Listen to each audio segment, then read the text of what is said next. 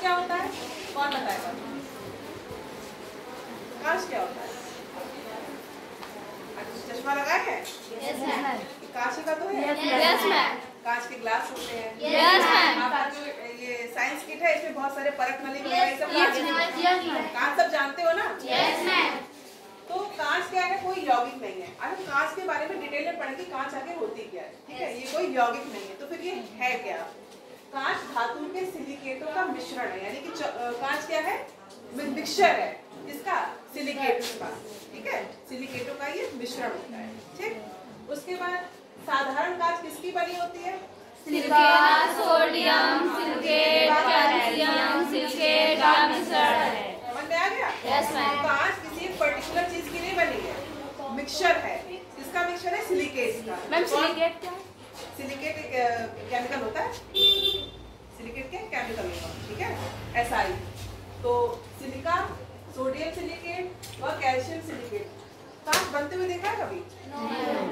Mobile है सबके पास? Yes ma'am. उसमें डालना आज कांच कैसे बनता है। कांच आपको मैं बताऊं, गरम गरम जो होता है गरम फॉर्म में बनेगा, मतलब बहुत गरम होता है जब लोग बनाते हैं, और उसी गरम जो वो लिक्विड होगा उसी में ही उसको शेप देनी होती है। सपोज मान लो ये बॉटल बना दी है, तो ये प्लास्टिक की कांच की नहीं है।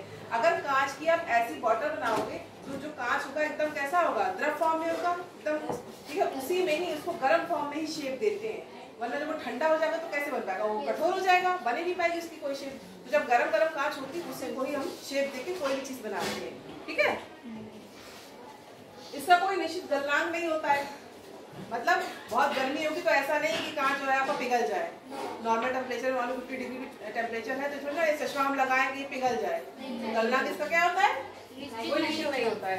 कांच की क्रिस्टलीय संरचना नहीं होती है। तो होता क्या कांच? देखो हमने बता रखा है, कांच को जब आप गर्म करोगे तो कैसा हो जाएगा? नरम, यानी कि सॉफ्ट हो जाएगा। किससे बदलेगा?